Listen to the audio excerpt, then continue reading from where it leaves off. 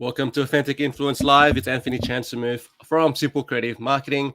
And today we are talking about value and how to improve your prices, how to raise your prices as a consultant.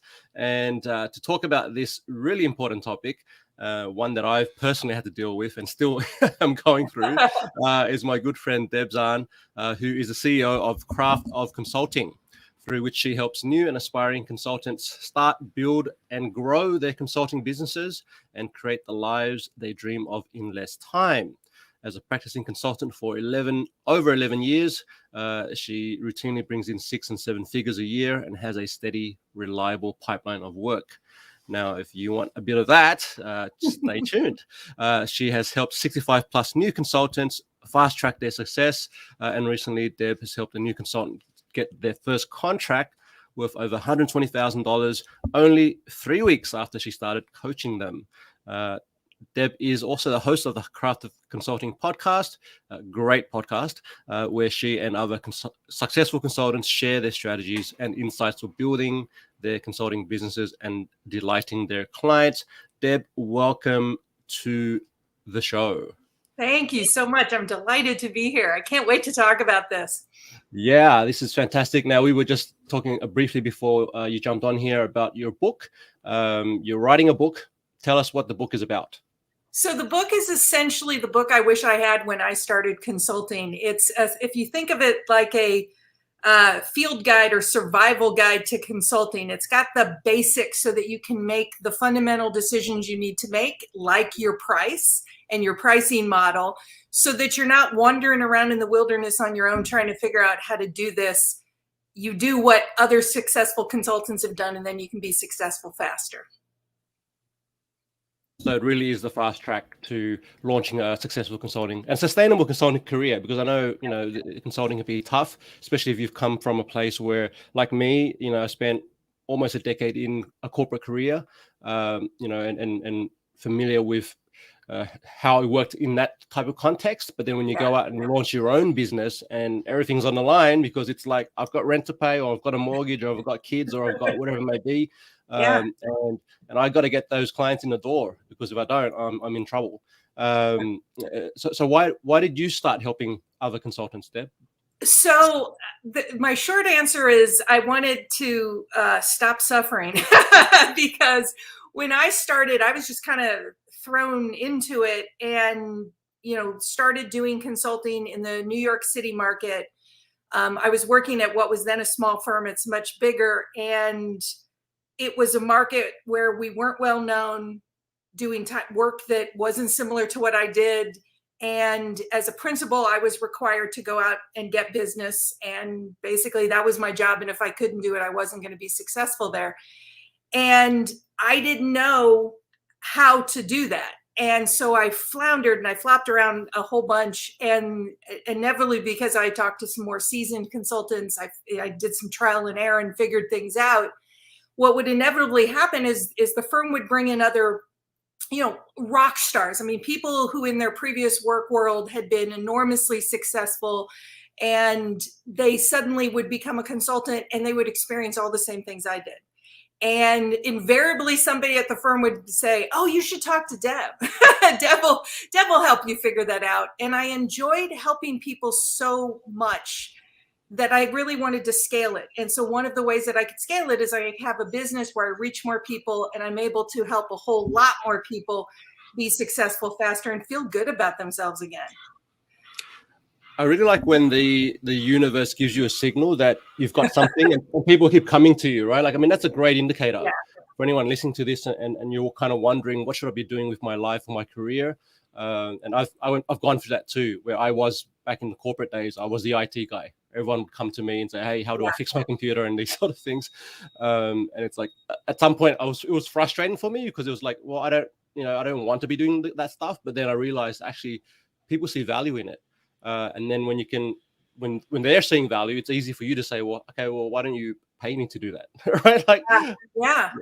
And you can help more people. And that's, my feeling is consulting is as much a calling as it is anything else. And so it's about service. And if I can help more people bring their goodness into the world, I'm all about that. I love it. I love it. And I do, ever since we started talking, like I could see that you have this very strong service driven motivation. And where does that originate from? Is it because you went to church as a young girl? I'm just curious, you know, you... that. I would say I've always been a helper, and it's core to who I am. It's the only thing that I find really gives true meaning is when you're helping, others. And consulting was a way that I could do that, and now helping consultants is a way I can do that. But it's the only thing I find satisfying. I have been offered very lucrative jobs where I could be making a whole heck of a lot more than what I'm making. And because that piece was missing, I had no interest. And because I paid attention to that, I knew what was important to me. And what's important is I got to be out there helping. That's so much self-awareness going on there. I love it. What's the most common mistake you see when new consultants when they're trying to make their first start? Yeah. So the number one, easy, is lack of clarity and focus. So if you don't get clarity about what the fundamentals of your consulting business are going to be, and then make deliberate decisions based on that, you're going to flounder more. And the main things that I think are the most important are your ideal client. So figuring out exactly who it is you want to serve so that you understand what they care about, what their pain points are, what things they aspire to, what their frustrations are, what's getting in the way of them being successful, but really nailing down who you want to serve. Then being able with that to nail down what market do you want to do it in. And I always encourage at the beginning, for most people, not all people, but for most folks at the beginning, is to have a niche so you have a foothold to get started on your business. And then ultimately those things lead to your value proposition. And your value proposition is basically how you articulate in really clear, compelling terms what value you offer, who you offer it to, and essentially what's in it for them. What do they get out of it? I have seen so many new consultants skip that piece. I skipped it at the beginning because I didn't know I needed to do that. I thought I could just go out and, have drinks and tea with all of my network. And I would just say, hey, I'm available. And everybody would immediately know, oh, we should hire her for X, Y, and Z. I didn't do that work at the beginning. I see a lot of new consultants not do it. And what they don't understand is once you do it, everything gets easier after that. You know who to go talk to. You know what to say to them. You know what they care about. You know what they're willing to pay for. Everything you do after that to get business and to price it correctly gets easier once you have that focus and clarity. That's really fascinating. And I've certainly gone through a similar journey with making assumptions about what people think what they think they know what you do, and they don't. And because you might put out a ton of content, you might, they might have known you back in a time when you worked with them, back in corporate or whatever it may be, and you've changed or you've evolved, and since then, and people still think of me as the IT guy. And Right. I haven't done that for over a decade. Right. And you can't assume that everyone's following you on LinkedIn or on Facebook or wherever it is. Right. So you kind of have to, come back and go, oh, well, by the way, I've made this update, I've changed, I'm doing this now, and I focus on, and I really like the three things you said, right? Really understanding who it is that you serve, what market that is, and what niche specifically, and then what's the value you bring to them. And that part is where I spend a lot of my time, as you're aware, because I'm in the copywriting, that's what I do. Right. And so I'm helping people really craft the message behind that, right? So what is your value? Let's talk about value, Deb. So pricing obviously has a relationship with value. It should. And you like to say, your value is not your time. So can you tell us more about that and how you arrived at that and how you help your clients really tackle that? Yeah, it's another one of those things where folks often default to assumptions that they have. And often when people first start consulting, they assume, oh, consultants, they charge hourly. And so without even recognizing that there are other pricing models, they often just pick that one. And then they try and figure out what a unit of their time is worth. And then they end up having conversations with prospective clients about what a unit of their time is worth. And the reality is, your value is far more than that. Your value is actually what it is that you can help clients achieve. And that's what they want to pay for, is they want to pay for the outcomes that you can actually help them get. If all you think about is, well, let's see, an hour, let's see, when I used to work, my salary was this, and I worked this many hours, and let me do the math, and then I'm going to end up with some artificially deflated price because I'm not basing it on value. I'm basing it on what I've been paid before, or I'm basing it on my doubts and fears and my lack of confidence in my own self-worth, because I'm not thinking about my value for the client, I'm thinking about my worth. And then you end up with artificially deflated prices, as opposed to going through a process where you think very clearly about what those outcomes are worth to who you're serving, and then verify those assumptions in your market. And often what people do when they're picking the price is, again, they don't base it on the value in the market. So what is it that people are willing to pay for those outcomes? They base it on all of that other stuff. They don't validate it in their market. And then they just have a price they have, and maybe it's right and maybe it's not. And often it tends to be too low. Occasionally I've seen folks that overprice themselves and, and have a little more confidence that they've earned, but that's rare. It's usually where people will artificially deflate it, and not because they've paid attention to what clients are willing to pay in their market for the outcome they want to achieve. That's a really good point, just around validating against the market. How do you recommend consultants do that? Is that a case of really speaking to the client, or is that competitor research and looking at what's going on in that industry? What's your take on how do you arrive at what the market is willing to pay? Yeah, I generally advise people not to purchase, and I know you can purchase, careful market analysis that are going to help pinpoint prices. I find those a blunt instrument, and that's not necessarily going to be that useful. I think it is about doing some competitor analysis if you can, and if you can, by talking to people within your market, people who you already know and are going to be honest with you about who's paying for what, who they're paying to do what type of work for them, who's paying for things that are similar to what you can do, then you can get a range of the types of prices people are charging, how they're charging. So are they charging retainers? Are they doing value-based pricing? Are they doing flat fees? Are they doing a combination? And you get that information, and now you have something to play with. And I do encourage folks, unless you have minimal experience in what you can do, in which case I generally suggest go get some more, but is not to place yourself at the bottom of that pricing continuum. So let's say that you're going to be charging a retainer, because again, I don't want to default to hourly. Let's say you're going to be charging a retainer, and you find out that here's the range. People are doing $5,000 a month all the way up to $15,000 a month. And you want to find out what is it that they're getting for those. And people most of the time will actually tell you. So I've asked other consultants, I've asked, people in my market who have hired consultants before, and I get a feel for what that range is. And then I place myself within it, and it is rarely and never for me at the bottom end, because if you end up saying, look, I'm going to compete on price. So everybody's kind of doing similar things, but I'm going to get work because I'm going to be the bargain. You are now then going to develop your brand as the bargain basement consultant and come to me because I'm cheap, as opposed to thinking about how you can position yourself closer to the upper end of that continuum by making sure that you're able to actually help them achieve those results. You've got examples in your past of how you've helped contribute to those. You give them an excellent client experience, which people often really want to pay for because they've had bad experiences with consultants. But you think about how you can position yourself and how that value would be worth it at that upper end.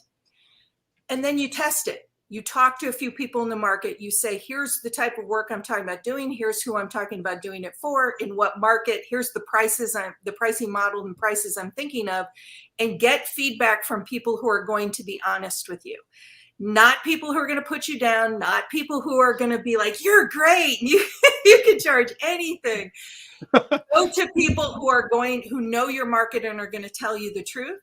and then start to test it. So if you get in front of a prospective client and you say a price and they say, oh yeah, that sounds great, and they say yes immediately, chances are you're too low. if they just jumped on it, chances are you've gone too low. And next time you might experiment with saying a higher number. Or it could be that you say a price and the three folks you're talking to, it's well beyond what they're able to do, in which case you can think about a different way to present the price. So you might offer tiers of value and assign different prices to those different tiers of value, or you might adjust your price to be more in line with the market. But that's the type of market feedback that you want to get and you want to pay attention to, so that you know that your price actually makes sense. I really like the testing of the price, because it's probably rare that you speak to the first prospect or the first potential client and you land on the pricing that's going to be the pricing that you have forever. Like it's your pricing will change and evolve as your experience, as you say, as your experience increases. I was speaking to a new consultant recently, and they have this situation where they're still working under contract for a firm, right? Yeah. And so what they realized was the firm was charging, let's say it was $300,000 for an engagement with a government organization. Yeah. And this person works for the firm to deliver the work, okay? And actually, essentially, the work that they're doing as a consultant on the side, as their hustle, is the same work that they're doing for this firm. Yeah. And they're charging, as the freelance consultant, they're charging $20,000. And this person, it clicked in their minds like, oh my gosh, I'm so underpriced. Now their concern is, but how do I increase my price when I'm new to the market as a consultant, as a freelance consultant, right? Is it possible to leverage the expertise that you have working for your previous companies? Because the issue that this person was raising to me was, well, it's not easy. I can't just go to my current employer and say, can you guys be my testimonial and be my case study? Because they're still they're still working in an agreement together. So any thoughts around that, or ways how would you tackle that? Yeah, so I've dealt with that myself personally. So I used to work at a firm, and then I became an independent consultant, and I charged what the firm charged. And I debated that, because I thought, well, but are people paying for the firm or are people paying for me? And what I discovered, and as I talked to people in my market, they're paying for me. And so I had the brand of the consulting firm that was working behind me, but I tended to be the person that got the work. Most of the clients wanted to work with not the firm, they wanted to work with me. And I was able to talk about those experiences. I said my price matter-of-factly. People were used to paying it. And I did not get any pushback from any of my clients and any of my new clients. And I was just on the phone with a potentially new client about a half an hour ago who pushed back on that, because they were used to hearing that that's what Deb charges when you work with Deb. They didn't know about the sausage making behind the scenes in terms of what the firm got and what I got. So, and test it, because the reality is for most folks who are worried about their price being too high, it's often not about the price. It is often about the mindset and the doubts and fears they have. And it tends to cause people to lower it. And actually, the example of the person that got a 6-figure contract in their first 3 weeks, the first time we talked about price, because I was coaching her, we agreed on the price. It was a market that I knew. We nailed it. This price actually makes sense given your experience in the market, etc. It was 4:00 in the afternoon. We got off the phone. She did whatever she did. She went to sleep. She woke up in the morning and lowered her price. And I said, so I know nothing fundamentally changed in the market. Did something happen to you and you suddenly can't provide the value that we talked about? And as we talked about it, became really clear that this was old baggage she was carrying with her about being devalued in former, work environments and not feeling confident enough. And it came down to, I just don't think anyone will pay that for me. And she got proved wrong very, very quickly. But what we did is we changed strategy to make her feel a little bit better. So her first proposal that she gave to a prospective client, we did a tiered approach because she wasn't confident doing the full number. And I said, then that's fine. So do 3 tiers. You give them the option. It's respectful, and you'll feel more comfortable about it because you're not going to be worried about whether or not they're going to see sticker shock and they're going to think, who does this lady think she is? And much to her surprise, they went for the top tier. Wow. Shock. That full amount that we talked about. They didn't even blink. Like we had planned for how she was going to, respond to various objections they might have. And it's not that those never come up, they do, but they didn't come up at all. And she needed to see that to have the confidence to know that the price she picked actually was perfectly fine. I picked up on something you said there. I love the story, and that's amazing result, and well done as the coach in that scenario. You talked about planning for objections. Let's talk a bit about objections. And when you're having the conversation with the prospective client, how do you recommend consultants do that?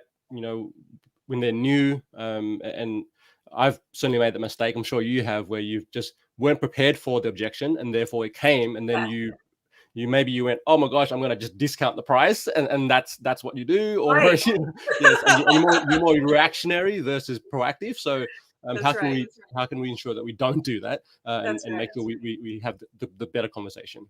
So the first thing is don't assume the objections and respond to them before they're actually real.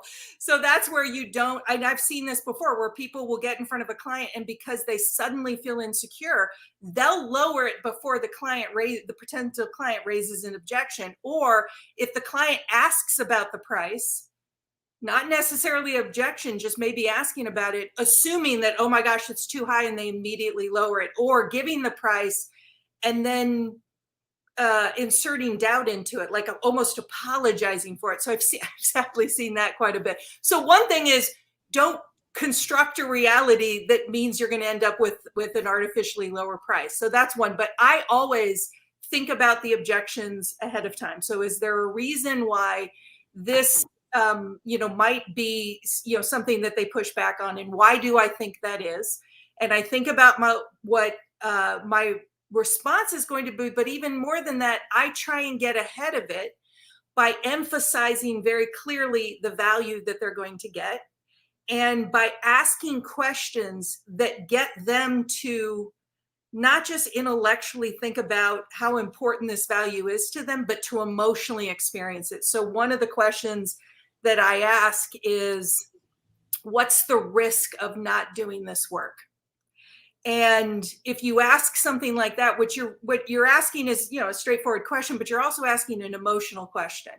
And if they think through what the risks of not doing the work or what the rewards of doing that work is, then they start to get a feel and a taste for what the value is. And then the price is related to that value. The price is not related to some abstract concept of hiring a consultant. So I try and get out ahead of that. I emphasize, I clarify the value as we're having the conversation.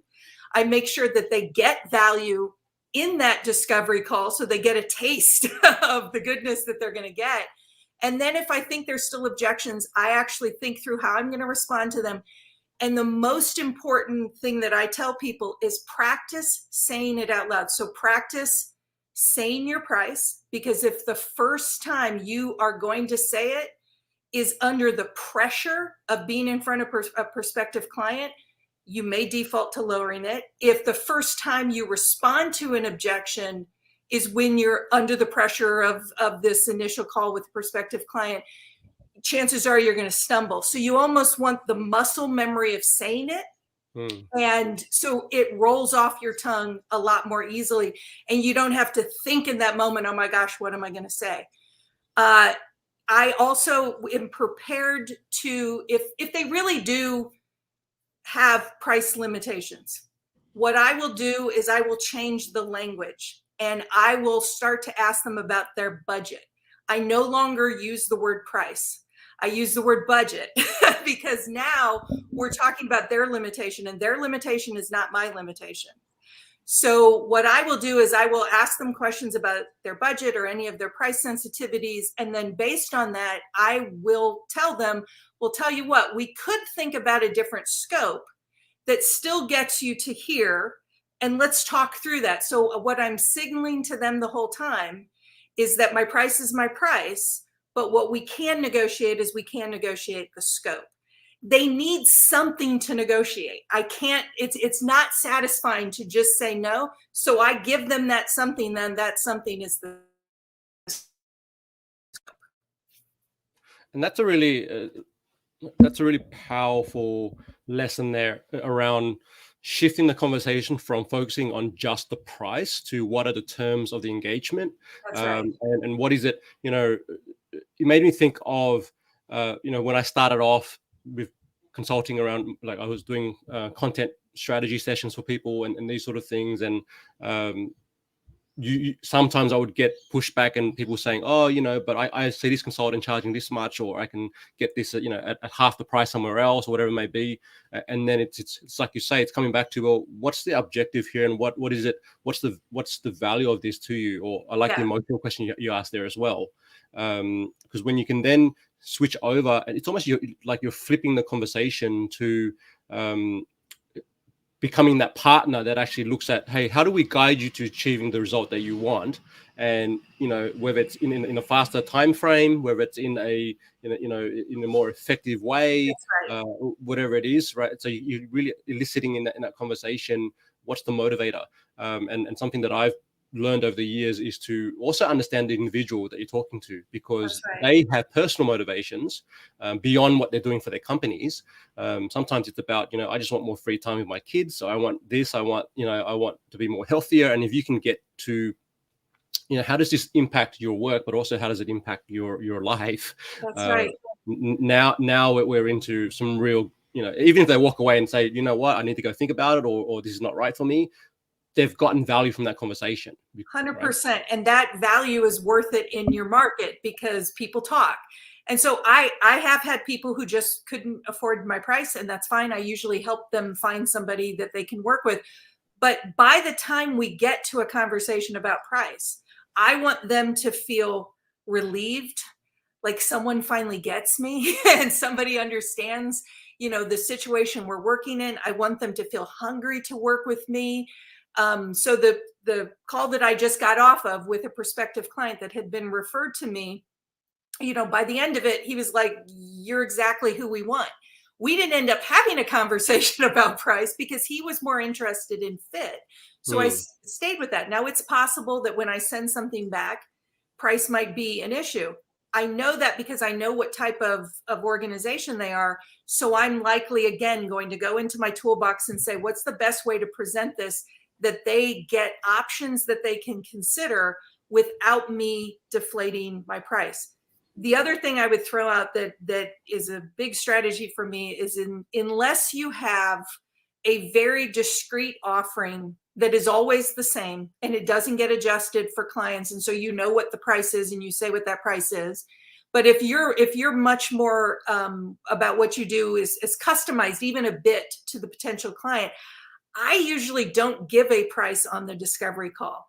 What I will say is, let me take all of this, let me go back and map out what I think this could look like. I'll say, I'll give you some options to consider.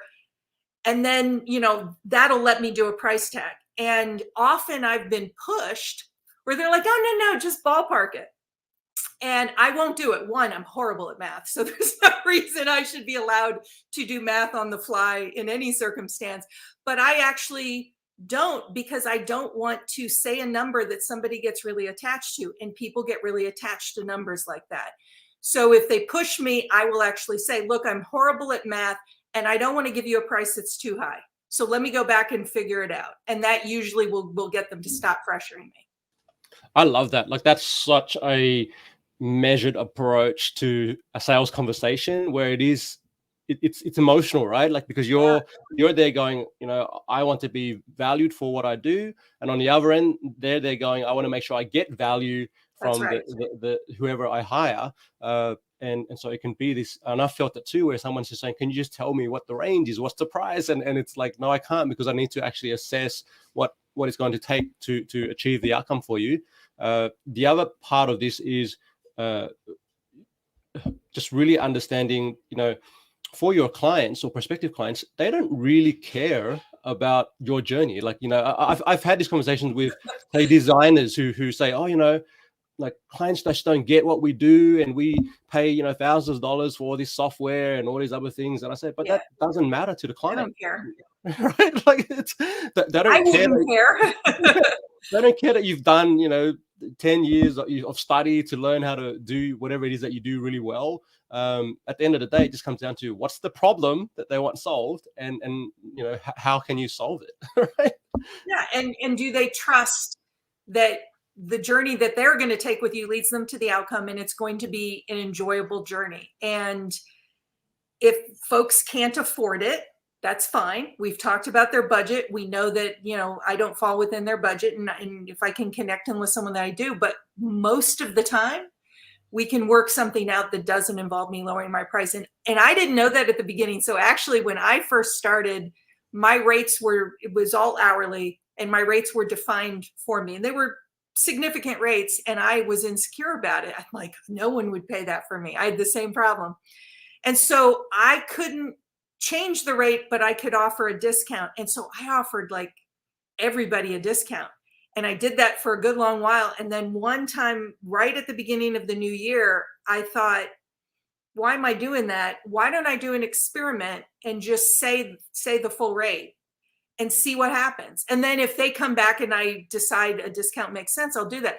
Yeah, and it was perfectly fine. All of that was just chatter in my head. None of it was based on reality. Gotta love the way our heads work. It's kind of busy in here sometimes. What's okay now? That's fantastic. So someone's listening to this and go, okay, Deb, got it. Really need to work on the pricing thing. Need to understand my objections and plan that ahead of time. Now, how do I actually bring in, steady, reliable pipeline of work? What steps can I take to make that, so I'm not in this like 1 month it's great, and then I've got 3 months of nothing, and then I'm trying to like really maintain something that's sustainable. How do we go about bringing in that pipeline? So the first thing is you have to embrace that you're in the business of consulting. So often what I see happen is people envision themselves as a consultant who has expertise, who's going to get paid for that expertise. And that's one part of obviously what your value is that you're charging for, but you also have to be a savvy CEO. So you have to know from the beginning that your job is to generate a steady flow of income and to generate the income you want. So the first thing is like I said, get your basics, get your fundamentals right, so that you can then actually know, who do I need to go talk to and do what? And when folks are first starting off, so, kind of the mix of what you do is going to change over time. So at this far, I'm, 11 plus years into my consulting business. I get a ton of repeat and referred business. I have clients who come back to me, have come back to me the entire time. So my mix is a little bit different. But when folks first start, generally what I encourage them to do is to emphasize outreach. Marketing is still really important, but I tend to emphasize outreach. I actually just did a podcast on this, which hasn't come out yet. But essentially, outreach being, start with your network and try and work your own network and get access to the networks of the people in your network. And it's that direct outreach with clarity about what, who you're trying to get business from and what you're trying to do for them and what the value of it is going to likely be some of your first clients. That'll usually be the first people in the door. And so what often happens is people rely on that. And then that's when the dip comes, because after those engagements are over, they weren't looking ahead and saying, that's the short game. What do I need to be doing for the mid and the long term? So that's where the marketing piece comes in. So further expanding your network and doing all of those things so you can do more and more outreach. But that's where the marketing piece comes in. So I never tell people to neglect that, because the marketing is about building your future. Often it's longer lead times. So you actually have to start much earlier, because what you're essentially doing is you're taking acquaintances and probably more strangers and trying to get them, down a path to where they actually want to hire you. And that often takes some time to be able to do that. At the beginning, when you're reaching out to your network, you're going to reach out to people who are going to meet with you. They're going to be predisposed to already like you and trust you, and all of the reasons that people hire folks. But at the same time, you have to be thinking about what the long game is. So the things that you do today can't just be about work that you want to get immediately. You have to constantly say, all right, these projects I have are going to end, or these engagements are going to end at this. I am then in 6 months from now going to fall off of a work cliff. What do I need to do right now that is actually going to make sure that I've got folks that I'm cultivating, that I can actually close deals before that, so that I know I have a full pipeline? That's the deliberate strategy that people have to use to constantly be attending to their pipeline, instead of getting a whole bunch of work, focusing on the fun part, right, which is doing the work, Mm-hmm. and then their head up and saying, oh my goodness, I don't have any work. You have to do that routine attention to your pipeline. That's how you keep it full. And you can learn strategies and techniques for getting business. I obviously teach a lot of those. But if you're not attending to your pipeline, you're going to have dips and valleys in it all the time. I did. So painful. You know what it feels like. It was painful. Oh, it was a multi-year project. It was a ton of money. I knew when it ended, because I did the project plan. Mm-hmm. And the clock was ticking. I set the clock and I still ignored it. And then suddenly I had no work. Yeah, that's a tough place to be. I really resonate with that. The work you've got. So that's really, I mean, you are project managing your own life, your own business here, and you're working out, okay, you know your time frames, when certain engagements will finish and certain ones will start. But at the same time, you need to allocate some time every week, every day, whatever it may be, to actually cultivate, relationships, check in with people, where you're at, have you got another project that you need work with, whatever it may be. And it can really be that simple. You said something golden that I want to highlight, because that's like, sure.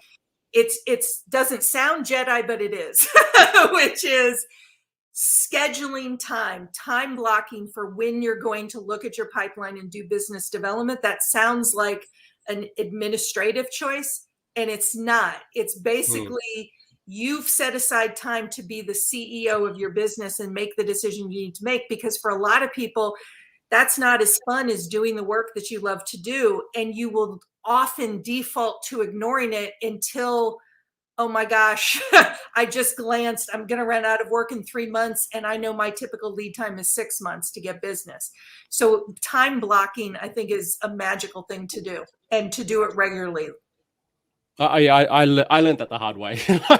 Yeah, I know, me too. If you're wondering why your dollars aren't, where you want it to be, it's because you're probably not putting enough attention on that particular activity, and that's what it is. So I want to talk. Just mention now. You've been listening to Deb Zahn from Craft of Consulting. We're talking about how to charge more as a consultant, how to actually build a sustainable practice or a business. And Deb's got a free masterclass coming up, which is top 5 things you must do to get consulting clients, which is a nice, really next step from this conversation. If you want to go and check that out, it's craftofconsulting.com/masterclass, or you can just head over to craftofconsulting.com and reach out to Deb that way. She's also very active on Instagram, and I love her Instagram posts.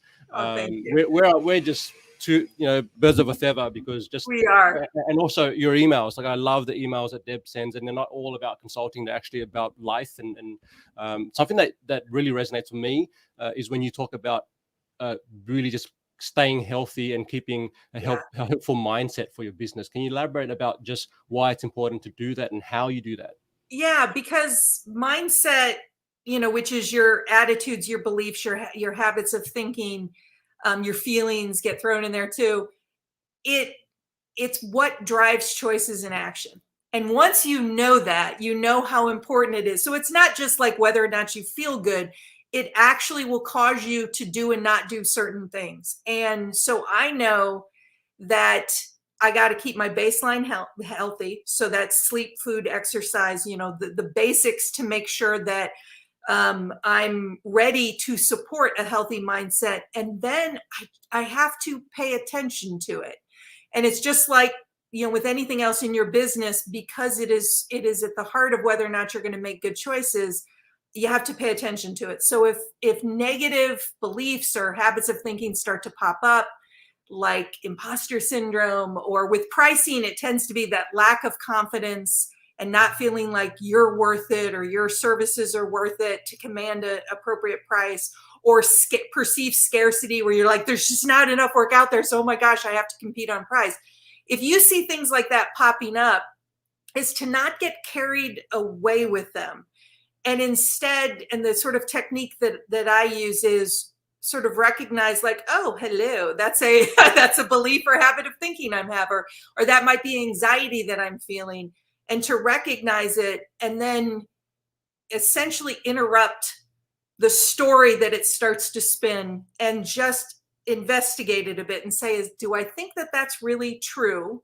And if I'm not sure, how do I need to verify whether or not that's true? And so if you go into a spiral about your self-worth and that makes you not want to, to charge an appropriate price, that's where going out and talking to people in your market is helpful.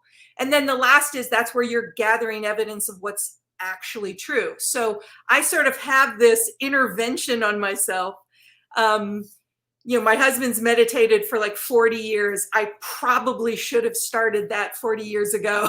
That would have been really helpful. But at least I have enough self-reflection, which is a great tool to have as a consultant, to recognize when those things are popping up and not just believe them, but work with them. And if I work with them, it doesn't necessarily get rid of them entirely, but I can replace it with things that are actually true. And I cannot give it the weight and the power that it's hungry for. You've touched upon something that's really powerful, just around paying attention to your thoughts and yeah. the negative voices. I think there's been research that's been done, by meditators and people who are in that world. And we tend to have much more negative thought than positive thought. Yeah. And so, excuse me, being able to really understand and have a regular check-in or a process whereby you just reflect and think about what's my mind saying today. And I did a process once called morning pages, which is I love those. I've done those. Yeah. Yeah. You wake up and you just stream a thought. You just write for 10 minutes, 30 minutes, an hour, whatever it is you want to do. But you just let whatever's on your mind just come out.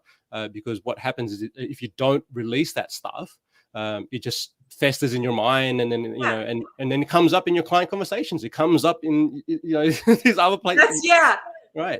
That's when you start to apologize for your price. Yeah, it's, to me, you can't deal with things unless you surface them. And so I've done automatic writing, which is what you're describing. I've also, a technique that I really like is to do automatic writing, but frame it as I think, I feel, I want. So I'll start with the phrase, I think, do a whole bunch of automatic writing, see what pops up. And then the next thing I do is I feel.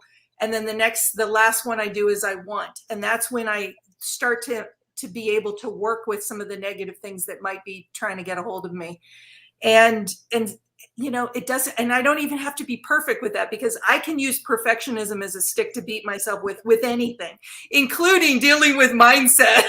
I'm like, Deb, that kind of defeats the purpose of this work. So I have to be clear that I'm looking for improvement. I'm looking for feeling better and thinking better than I did when I started to get caught up in it. And that's good enough. And then I can go gather evidence of good things I'm doing in the world. I love it. Great practice to have.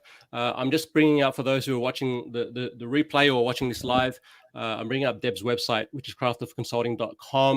And I wanted to talk about your coaching program just for a couple of minutes here. You've got a couple of different types of programs. So can you take us through just the options that people have if they want to explore further with you? You bet. So coaching is something I do with only a small number of people at a time, because I really try and give my all to the folks that I'm doing coaching with. So I typically, with coaching, I'll work with someone 3 or 6 months. 6 tends to be typical. And we work on what it is they want to accomplish in their consulting business. And it's usually how they get started. So that's more of the intensive coaching. So that's when we'll dig in, we'll help them, I'll work with folks to help them to answer some of the fundamental questions and get their first clients and start to feel good about getting their first clients. And then occasionally I added the single session coaching because sometimes folks just have one problem. So someone reached out to me and they said, look, I've been consuming all your stuff. I love your stuff. But my problem is the folks that I could reach out to for work who I know need my help are my friends. And I feel awkward about having a transactional conversation with them. Or somebody has a pricing question because they're not sure how to frame it within a proposal. And I wanted to give people the option of saying, look, I just need one shot. Help me solve one problem. So that's where the single session came from. And I like that because you're again coming from the place of the prospective clients, because some people want the single session, others want the more intensive, I work with you for a number of months, whatever it may be, or maybe I'm working with a group and I know you have a group program. So, and I love this, what's the difference between a leaper and a builder? I segmented sort of who I work with because that's how my brain works. And so there's, the leapers and the folks who are trying to build their business. There's the growers. And then there's also the balancers, the people who now have the robust business, but their life might be out of control and they need to balance things more. Oh, I know. I think I'm one of those people. And then now here's the part I want to really highlight. And because, I'm being the guy that's talking all about case studies, is how you've really incorporated case studies into this landing page and into your sales process, right? So talk about just the power of social proof or evidence, in developing trust, before you get to the sales conversation. Because we talked about, pricing, and a big part of pricing is you talked about having, what did you call it? You called it having confidence to actually, state what you're worth or what your service is worth to someone else. And a big part of that is actually being able to then, bring to that conversation, well, here's evidence that, I've been able to do this for other people, right? So 100%. It's good for two purposes. And actually someone I coached who's on this page, she actually keeps an Excel spreadsheet of good things that people say about her and about her work. And whenever she's feeling low, she goes back and she looks at it. But what I told her is, wait a minute, you can also use that to actually get business, because now you have examples of the good things you've done with folks. So I think on your website, I think on any type of marketing, I think on social media, the person who I was just on a call with, who's looking for some consulting assistance, I gave him you would have been proud of me. I did a case study live because he wanted to know where, these are all the things that we're dealing with. Tell me when you've worked with someone and I ordered it just the way you talk about case studies. You would have been so proud of me. And those are the types of things where you can tell people all of these fabulous things about you, but it's a completely different thing if you can show results and you can show them that somebody else said that about you too. 1000%. I'm so glad, that you've been able to use that. And like when we first talked on your podcast, like it was for me, I know when I'm speaking to someone who gets it, like it's just like, okay, it makes sense. Even in your introduction, like here you go, you've got result, increased customer base by 10%, revenue by 28%. Even in your bio here, you've got, we started off this episode by saying, you help someone generate $120,000 contract. Like that's just, it's much easier for you once you have those case studies to then go and say to a prospective client, okay, well, this is what I know that I can do, and I have done it, right? And I've automated this process to a degree. So when someone's done with coaching or one of my programs, they get something that's automated in my customer, relationship management system, and it asks them, for feedback, because I want feedback because that makes me better, but also asks them for a testimonial. They can upload a video, which I put that first because I'd rather have that. Yes. I realize I have to give guidelines behind that, so I have to change it a bit, or they can give me a written one and give me permission to use it in my marketing. And that's good because it doesn't rely on me feeling, remembering, which is harder as I get older, or two, is actually, feeling confident enough to reach out and say, hey, can you write something for how fabulous I am? Yeah, and that's such an important part there, is how do you systemize it? How do you make sure that Yeah. it's already built into your, your customer journey? And so when the engagement is complete, you have and I've seen different consultants do it in different ways. Sometimes it's just a feedback survey. Here's a feedback survey. And one of the questions is, are you okay giving us a testimonial, or, can you write, what you follow the engagement. So it can be really that simple. It doesn't have to be too complex. But of course, we love video, and we see the power of video. But in some circumstances, it's not always what the client wants, right? So that's fine. All right, we're going to wrap it up, Deb. This has been a wonderful, engaging conversation, as I knew it would be. And I'm going to have to bring you back. There's so much more we can expand on in terms of the world of consulting. Oh, yeah, we could. And I do look forward to having you back on in the new year, and we can go through some other different elements of building a consulting practice. Final question, and I actually learned this one from you, because this is the question you asked me on your podcast, is what's one thing that you're doing currently that helps with your mental health? One thing that I am doing is I designated time every single week that I call mom time, because my mom is 81. She lives right up the road, and get the picture of an 81-year-old you have in your head, like gone, like this woman kayaks and bikes, and she's just this amazing jock. And I needed the balance where I would be able to spend time with her when it's not all about doctor's appointments. And so I designated time every single week, 3 hours on Wednesday mornings, dedicated to mom. And we do whatever we want to do together. It could be errands, it could be fun, it could be me fixing something in her house. But I did that, and it has had benefits far beyond what I imagined. And I did it without figuring it out first. I just said, it's important to me. I'm going to make this choice, and then everything else is logistics. And it has enriched my life and enriched her lives in ways that I was even beyond what I thought. That's beautiful. Like I just love what you said there, where you just make the decision. Like, this is what I'm going to do. Yeah, it matters. Yeah, because it matters. Beautiful way to wrap it up. We're going to just say one more time, Deb's got a free masterclass happening real soon, and it's the top 5 things you must do to get consulting clients. Just head over to craftofconsulting.com/masterclass. Jump in on that. Definitely something that if you are looking to grow your consulting business, or even launch a new one, then that's where you're going to learn a lot more from Deb. Thanks for your time, Deb. You've been amazing. And wonderful. Yeah. How many more words have you got left for the book, or what's the plan there? I probably have another 60,000 more books. I think 10,000 is about 30 pages. So I talk about pricing for 30 pages. By the end of it, darn it, you're going to charge a really good price. I love it. Fantastic. All right, everyone. Thank you for joining in. And yes, please leave a review, share. If you have any tips that you picked up from Deb in this conversation, share an Instagram post, a tweet, a Facebook post, whatever, and tag Craft of Consulting or Deb Zahn, and let her know, because I think, as guests and hosts, we love to hear from our listeners. Thank you so much. And everyone, we'll see you real soon. Thanks again, Deb. Thank you.